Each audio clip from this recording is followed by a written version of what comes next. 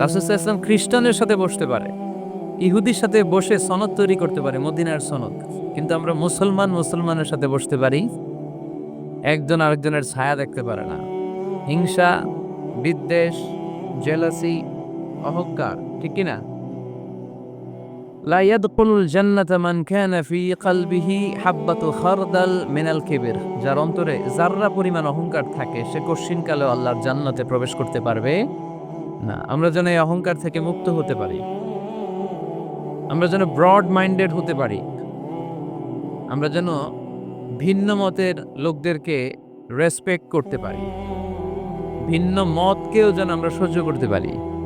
আমাদের দেশে এত কাদা ছোড়াছুড়ি, এত মারামারি কেন জানেন? আমরা ভিন্ন মতকে দমন করতে চাই, ভিন্ন মতকে আমরা স্পেস দিতে চাই না, ফলেই এত ঠেলাঠেলি। এজন্য মতামত বিভিন্ন থাকবে। This is the beauty of Islam, unity in diversity. Unity in diversity, ঐক্য হবে বৈচিত্র্যের মাঝে। আমাদেরকে ঐক্য খুঁজতে হবে। এক একজন এক এক চেহারা। এই তুমি কালা হইলা কেন, তুমি খাটো হইলা কেন, তুমি লম্বু কেন, এরকম করলে চলবে? এই মেয়ে তুমি বিএনপি করো কেন, তুমি জামাত ইসলাম করো কেন, সব আমলিগ হয়ে যাও, বলা যাবে? তুমি এই পীর সাহেবের মুরিদ কেন, আমি যে পীর সাহেবের মুরিদ হইছি ওইখানে আসো না কেন, বলা যাবে না। Unity in diversity. রাসূল সাল্লাল্লাহু আলাইহি ওয়াসাল্লাম ইহুদিদেরকে স্পেস দিয়েছেন, খ্রিস্টানদেরকে স্পেস দিয়েছেন।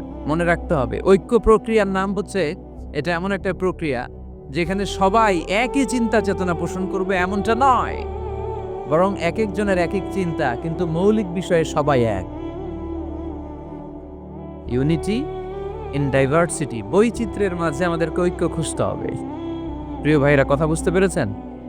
আপনারা কি জানেন যে আমরা ইবাদত করি মসজিদে, খ্রিস্টানরা ইবাদত করে কোথায়? গির্জায়, তাই না? গির্জাকে ইংরেজিতে কি বলে জানেন? চার্চ বলে।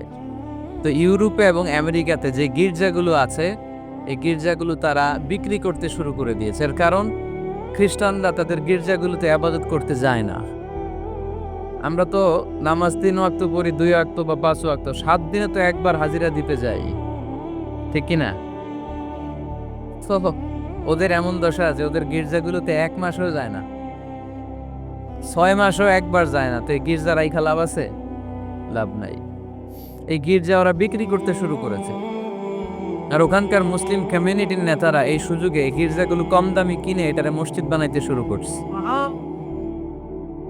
ইউরোপ আমেরিকাতে আলহামদুলিল্লাহ, আপনারা শুনে খুশি হবেন, ওরা ইসলামিক সেন্টার বলে এগুলোটি। কি বলে? Islamic centre. আমাদের এরকম ইসলামিক সেন্টার করা দরকার, যেখানে দার্স হবে, দার্স, রেগুলার দার্স হবে। এই যে তাফসির মাহফিলগুলো বছরে একবার, গত বছর আসছিলাম এখানে, আবার 1 বছর পরে দেখা, কি শিখলেন কি শিখলেন না, কি বুঝলেন না, আর জানাশোনার সুযোগ হয়েছে নাই। কিন্তু সেন্টার যদি হয়, ওখানে শিশু কিশোরদের আলাদা কোরআন শিক্ষার আসর, আমার বোনদের আলাদা শিক্ষার আসর, বয়স্কদের আলাদা কোরআন শিক্ষার আসর, তারপরে সেখানে হেজামা সেন্টার থাকবে, রুকিয়া সেন্টার থাকবে, তালিম, তাদরিস, তারবিয়াত, সব ব্যবস্থাপনা থাকবে। এজন্য সব জায়গায় এরকম সেন্টার থাকার দরকার আছে না নাই? যতদিন আমরা এই ইউনাইটেড থাকব, ততদিন আমাদের দিকে চোখ তুলে তাকাবার খবরদারি কারো থাকবে না। আর ইউনিটি যখন ব্রেক ডাউন করবে, আমরা শতদা বিভক্ত, একজন আরেকজনের গালি দিবে, একজন আরেকজনের কাফের বলবে, তখনই সমাজের সব শান্তি সুখ এগুলো বিনষ্ট হতে চলবে। জোরে বলেন ঠিক কিনা? মুসলিম উম্মার মধ্যে এখন এই সমস্যা, ইউনিটি নাই। We don't have any central leadership, আমাদের কেন্দ্রীয় নেতৃত্ব নাই। এই যে ফিলিস্তিনে যে মারে আমাদেরকে পাখির মতো গুলি করে, মিয়ানমারের রাখাইন রাজ্য থেকে 10 লক্ষ মুসলমান তাড়ায় দিল টেকনাফে, এখন তারা পাহাড়ি এলাকায় আশ্রয় নিয়েছে। সিরিয়াতে মার খেয়ে গোটা বিশ্বে এরা ছড়িয়ে আছে। এই যে মুসলমানরা গোটা বিশ্বে মার খায়, আমাদের পক্ষে কথা বলার মতো আমাদের কোনো কেন্দ্রীয় লিডার আছে? সেন্ট্রাল লিডারশিপ নাই। আল খিলাফা আল ইসলামিয়া, ইসলামিক ক্যালিফেট, এটা নাই। এই সেন্ট্রাল লিডারশিপ না থাকার কারণে গোটা বিশ্বে আমরা আজ নির্যাতিত, নিষ্পেষিত। আমাদের কোনো মা বাপ নাই, জোরে কোন ঠিক কিনা? এদিকে লাথি মারলে ওইদিকে যাই, ওদিকে লাথি মারলে এদিকে আসি। আমাদের পক্ষ নিয়ে, আমাদের স্বার্থ নিয়ে যে কথা বলবে, জাতিসংঘে হুঙ্কার তুলবে, ওআইসি থেকে ঘোষণা আসবে, ওরকম একটা নেতাও আমাদের নাই। জোরে বলেন ঠিক কিনা? ওমরে ফারুকের মতো যদি একটা নেতা থাকতো, তাহলে গোটা বিশ্বে মুসলমানরা এক আমব্রেলার নিচে, এক ছাতার নিচে চলে আসতো, তাই না? এমন সাহাবী ছিলেন, বিষ্ণু ঈসা ইসলাম তার ব্যাপারে বলেছেন, আসাদুহুম ফি আমরিল্লাহি উমর। আল্লাহর জমিনে আল্লাহর দ্বীন বাস্তবায়নের জন্য সবচেয়ে কঠিন সাহাবী ছিল যিনি, তিনি হচ্ছেন উমর। মুনাফিকরা ওমরে ফারুককে দেখে ভয় পেত, খোদ শয়তান ইবলিস ওমরে ফারুককে দেখে ভয় পেত। আলহামদুলিল্লাহ পড়বেন না? বিষ্ণু ঈসা ইসলাম বলতেন, ওমর তুমি যদি এই রাস্তা দিয়ে হাঁটো আর শয়তান তোমারে দেখে, তাহলে শয়তান এই রাস্তা রেখে দিয়ে অন্য রাস্তা দিয়ে হাঁটে। লা নবিয়্যা বা'দি ওয়ালা রাসূলা। আল্লাহ রাসূল বললেন, আমার পরে কোনো নবীও নাই, রাসূলও নাই, তবে আমার পরে কেউ যদি নবী হতো, উমর নবী হয়ে যেত। এরকম একজন উমরের আমাদের দরকার। এরকম একজন উমরের অপেক্ষায় আমরা। একজন হলেই চলবে, কয়জন লাগবে? যুগ জামানা পাল্টে দিতে চাই না অনেক জন, এক মানুষই আনতে পারে জাতির জাগরণ। এক মানুষই বিপদকালে বাঁচায় কাফেলায়, ক্ষুদ্র ডিঙ্গি বাঁচায় জাহাজ অসীম দরিয়ায়। কয়জন উমর দরকার? আমরা সেই উমরের জন্য অপেক্ষা করছি, যার নেতৃত্বে, যেই আল ইমাম আল মাহদি, যার নেতৃত্বে গোটা বিশ্বে শান্তি, সভ্যতা, ভদ্রতা আবার প্রতিষ্ঠিত হবে। এক ছাতার নিচে মুসলমানেরা থাকবে, কেউ কারো ব্যাপারে হৃদয়ে কোনো বিদ্বেষ রাখবে, ঘৃণা রাখবে, কেউ কাউকে গালি দিবে না। এই সুসম্পর্ক, এই ঐক্যের জন্যই ইসলাম। একসাথে উদখুলু ফিস সিলমি কাফা, পরিপূর্ণভাবে সবাই মিলে ইসলামের রশিকে আঁকড়ে ধরো, তাহলেই বরকত দিবে কে? ওমরে ফারুক বলতেন, নাহনু কওমুন আ'আজ্জানাল্লাহু বিল ইসলাম। আমরা তো এমন জাতি, যে জাতিকে আল্লাহ তাআলা ইসলাম দিয়ে সম্মানিত করেছে। আমাদের সম্মান ইসলামে, এখন ইসলাম রেখে দিয়ে অন্য জায়গায় সম্মান খুঁজি। এজন্যই লাথি খাই, এজন্যই অপমানিত, এজন্যই নেতৃত্ব শূন্য। জোরে বলেন ঠিক কিনা? গোড়ার দিকে যদি না যাই, মূলের দিকে যদি ফিরে না আসে, আমাদেরকে গালি দেয় মৌলবাদ।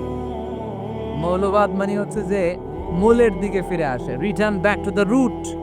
শিখর থেকে, শেকড় থেকে শিখরে। শিখরে যেতে হলে আগে শেকড়ে যেতে হবে। জোরে বলেন ঠিক কিনা? এজন্য ঐক্যের কোনো বিকল্প নাই। আমি আমার আলোচনার শুরুতেই এই মেসেজটা আপনাদের কাছে ড্রপ করতে চাই, যে আসুন আমরা কাদা ছোড়াছুড়ি ছেড়ে দেই, হিংসা বিদ্বেষ ভুলে যাই, হৃদয়টারে সবার জন্য উজাড় করে দেই। মুমিনদের হৃদয়ে থাকবে সবার জন্য ভালোবাসা। কি থাকবে? আল্লাহ রাসূল সাল্লাল্লাহু আলাইহি ওয়াসাল্লাম মক্কা থেকে যখন মদিনাতে গেলেন, তিনি দেখলেন দলে দলে লোকজন কালিমা পড়ে মুসলমান হচ্ছে, বড় একটা মুসলিম কমিউনিটি গড়ে উঠতে। আল্লাহ রাসূল সাল্লাল্লাহু আলাইহি ওয়াসাল্লাম খেয়াল করে দেখলেন, ওখানে শুধু মুসলিম কমিউনিটি নয়, ওখানে জিউস কমিউনিটি আছে, মানে ইহুদি কমিউনিটি। মদিনাতে ইহুদিরাও থাকতো। আবার খেয়াল করে দেখলেন আশেপাশে খ্রিস্টান কমিউনিটিও আছে। তাহলে মোট কয়টা কমিউনিটি হলো? রাসূল সাল্লাল্লাহু আলাইহি ওয়াসাল্লাম এই তিন দলকে নিয়ে একটা চার্টার করলেন। চার্টার, ইতিহাসে এটা মদিনা চার্টার নামে পরিচিত, মদিনা সনদ। সুবহানাল্লাহ পড়েন। তিন ধর্মের লোক, তিন জাতি একসাথে থাকে, আর আমরা এক বাঙালি এক দেশে থাকতে পারি না। এক দল আরেক দলরে বলে তুমি ভারতপন্থী, ওই দল আরেক দলরে বলে তুমি পাকিস্তানপন্থী। বাংলাদেশপন্থী কেউ হতে চায় না। আমরা কোন পন্থী? জোরে বলতে হবে। দেশের স্বার্থটারে সামনে নিয়ে আসতাম। তো সম্মানিত সুধী, রাসূল সাল্লাল্লাহু আলাইহি ওয়াসাল্লাম ইহুদিদের সাথে বসেছেন। মদিনা চার্টারে যদি তিন ধর্মের লোক থাকে, মানে Muslim community, Jews community and the Christian community যদি থাকে, তার মানে মদিনা সনদের মধ্যে স্বাক্ষর করেছিল তিন কমিউনিটির নেতারা। ইহুদিরাও ছিল, খ্রিস্টানরাও ছিল। তো আল্লাহ রাসূল সাল্লাল্লাহু আলাইহি ওয়াসাল্লাম ইহুদিদের সাথে বসেছেন, চুক্তি করেছেন 10 বছরের লম্বা সময়ের। খ্রিস্টানদের সাথে চুক্তি করেছেন, আপনারা কি ঐক্যের পক্ষে না বিপক্ষে? আমরা যেন ঐক্যবদ্ধ হতে পারি, আল্লাহ তুমি তৌফিক দান করো। আমরা যেন হিংসা বিদ্বেষ ভুলে যে ইসলামের কল্যাণে কাজ করতে পারি, তুমি তৌফিক দান করো। আরো জোরে পড়ি আমিন।